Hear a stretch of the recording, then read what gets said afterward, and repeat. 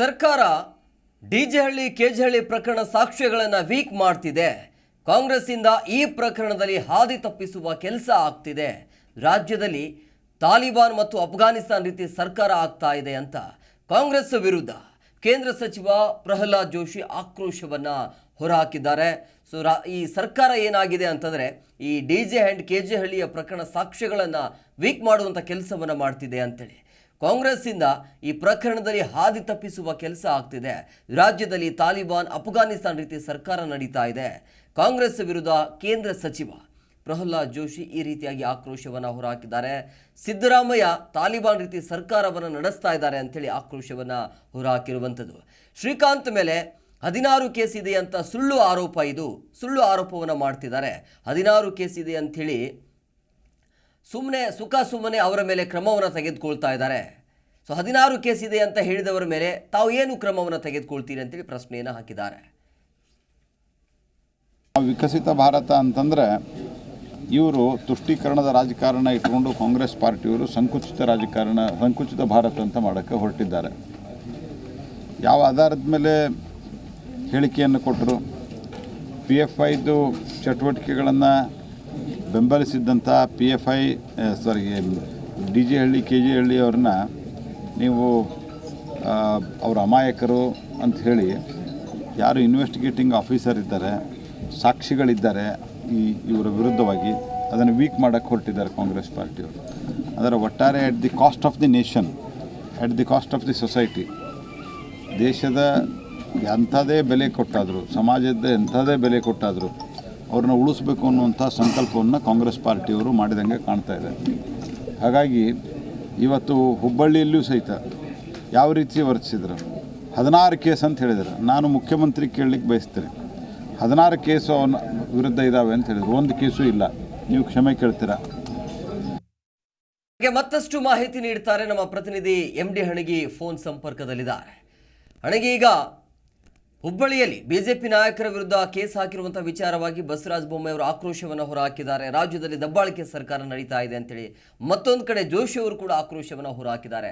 ಅವರ ಮೇಲೆ ಅಂದರೆ ಶ್ರೀಕಾಂತ್ ಪೂಜಾರಿ ಅವರ ಮೇಲೆ ಯಾವುದೇ ಕೇಸ್ ಇಲ್ಲ ಅಂತೇಳಿ ಇದರ ಬಗ್ಗೆ ಮತ್ತಷ್ಟು ಅಪ್ಡೇಟ್ಸ್ ಕೊಡೋದಾದ್ರೆ ಹೇಮಕುಮಾರ್, ಇವತ್ತೇನಂದ್ರೆ ಹಾವೇರಿ ಜಿಲ್ಲೆ ಸಿಗ್ಗಾಂವಿ ತಾಲೂಕಿನ ತಡಸ ಗ್ರಾಮದಲ್ಲಿ ಕೆಲವೊಂದಿಷ್ಟು ವಿವಿಧ ಕಾರ್ಯಕ್ರಮಗಳನ್ನ ಚಾಲನೆ ಕೊಡಬೇಕು, ತದನಂತರ ಉದ್ಘಾಟನೆ ಮಾಡಬೇಕು ಅನ್ನುವಂತ ರೀತಿಯಲ್ಲಿ ಮಾಜಿ ಸಿಎಂ ಆದಂತಹ ಬಸವರಾಜ ಬೊಮ್ಮಾಯಿ, ತದನಂತರ ಕೇಂದ್ರ ಸಚಿವರಾದಂತಹ ಪ್ರಹ್ಲಾದ್ ಜೋಶಿ ಅವರು ಜಂಟಿಯಾಗಿ ಇವತ್ತೇನಂದ್ರೆ ಕಾರ್ಯಕ್ರಮಕ್ಕೆ ಚಾಲನೆ ಕೊಡಲಿಕ್ಕೆ ಬರ್ತಾರೆ.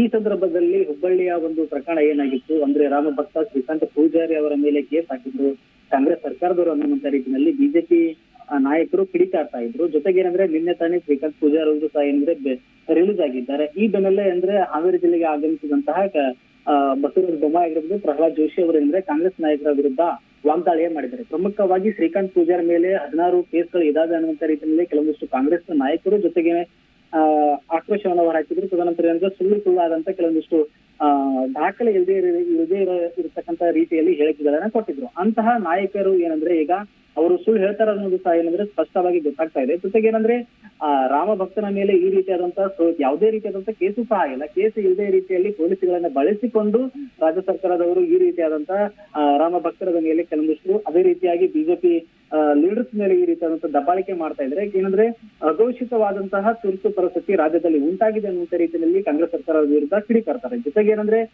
ಬಸವರಾಜ ಬೊಮ್ಮಾಯಿ ಈ ರೀತಿ ಹೇಳಿದ್ರೆ ಇತ್ತ ಏನಂದ್ರೆ ಕೇಂದ್ರ ಸಚಿವ ಪ್ರಹ್ಲಾದ್ ಜೋಶಿ ಅವರು ಸಹ ಅದೇ ಹೇಳ್ತಾರೆ. ಯಾಕಂದ್ರೆ ಪ್ರಮುಖವಾಗಿ ಏನಂದ್ರೆ ರಾಜ್ಯದಲ್ಲಿ ಬೇಕಾದಂತ ಕೆಲವೊಂದಿಷ್ಟು ಅಭಿವೃದ್ಧಿಯ ಮೇಲೆ ಯಾವುದೂ ಸಹ ಏನಂದ್ರೆ ರಾಜಕೀಯ ಮಾಡ್ತಾ ಇಲ್ಲ. ಇದು ರಾಜಕೀಯ ದ್ವೇಷಕ್ಕೋಸ್ಕರ ಏನಂದ್ರೆ ಕಾಂಗ್ರೆಸ್ ಬಿಜೆಪಿ ನಾಯಕರ ಮೇಲೆ ತದನಂತರ ಶ್ರೀರಾಮ ಭಕ್ತರ ಮೇಲೆ ಈ ರೀತಿಯಾದಂತಹ ಸುಳ್ಳು ಕೇಸ್ಗಳನ್ನ ಹಾಕ್ತಾ ಇದ್ದಾರೆ. ಹಾಗಿದ್ರೆ ಆ ಸುಳ್ಳು 16 ಕೇಸ್ಗಳನ್ನ ಹಾಕಿದ್ದಾರೆ ಅನ್ನುವಂತ ಏನು ಸ್ಪಷ್ಟವಾದಂತಹ ಹೇಳಿಕೆಗಳನ್ನ ಕೊಟ್ಟಿದ್ರು, ಅಂತವರ ಮೇಲೆ ಯಾವ ರೀತಿಯಾದಂತಹ ಕೇಸ್ಗಳನ್ನ ನೀವು ಹಾಕ್ತೀರಾ ಅನ್ನುವಂತ ರೀತಿಯಲ್ಲಿ ಅಂದ್ರೆ ಕಾಂಗ್ರೆಸ್ ನಾಯಕರ ವಿರುದ್ಧ ಇವತ್ತೇನಂದ್ರೆ ಜಂಟಿಯಾಗಿ ಪ್ರಹ್ಲಾದ್ ಜೋಶಿ ಅವರು ತದನಂತರ ಏನಂದ್ರೆ ಮಾಜಿ ಸಿಎಂ ಬಸವರಾಜ ಬೊಮ್ಮಾಯಿ ಅವರು ಕಿಡಿಕಾಡ್ತಾರೆ.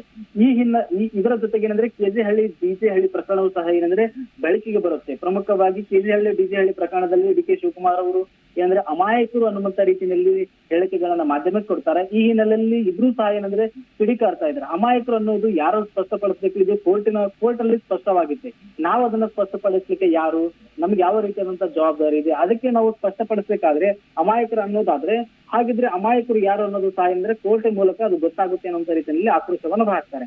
ಜೊತೆಗೆ ಏನಂದ್ರೆ ಏನಂದ್ರೆ ಪ್ರಹ್ಲಾದ್ ಜೋಶಿ ಅವರು ಏನಂದ್ರೆ ಬಿಜೆಪಿ ಅಂದ್ರೆ ರಾಮಭಕ್ತ ಏನು ಶ್ರೀಕಾಂತ್ ಪೂಜಾರ್ ಮೇಲೆ ಕೇಸನ್ನ ದಾಖಲಾಗಿತ್ತು.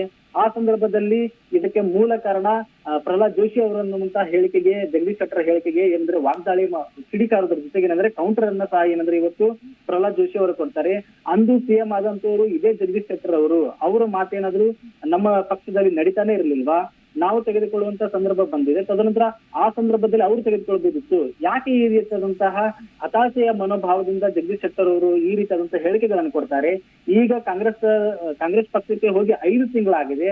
5 ತಿಂಗಳ ಆದ್ರೂ ಸಹ ಏನಂದ್ರೆ ನಮ್ಮ ಪಕ್ಷದ ಎಲ್ಲಾ ಜವಾಬ್ದಾರಿಯನ್ನು ಸ್ಥಾನವನ್ನ ಹೊತ್ತಿಕೊಂಡಂತ ಆ ನಾಯಕರು 5 ತಿಂಗಳು ಹೋಗಿ ಅಲ್ಲಿ ಮಾತನಾಡೋದು ಸರಿಯಲ್ಲ. ಹತಾಶೆಯ ಮನೋಭಾವದಿಂದ ಈ ರೀತಿಯಾದಂತಹ ಮಾತುಗಳನ್ನು ಆಡ್ತಾರೆ ಅನ್ನುವಂತ ರೀತಿಯಲ್ಲಿ ಇಬ್ರು ನಾಯಕರು ಅಂದ್ರೆ ಕೇಂದ್ರ ಸಚಿವರಾದಂತಹ ಪ್ರಹ್ಲಾದ್ ಜೋಶಿ, ತದನಂತರ ಮಾಜಿ ಸಿಎಂ ಆದಂತಹ ಬಸವರಾಜ ಬೊಮ್ಮಾಯಿ ಅವರು ಇವತ್ತು ಹಾವೇರಿ ಜಿಲ್ಲೆಯ ಸಿಗ್ಗಾಂವ್ ತಾಲೂಕಿನ ತಡೆಸ ಗ್ರಾಮದಲ್ಲಿ ಕಾಂಗ್ರೆಸ್ ನಾಯಕರ ವಿರುದ್ಧ ಒಂದು ವಾಗ್ವಾದವನ್ನು ಮಾಡಿದಿರೋ ಹೇಮಕುಮಾರ್.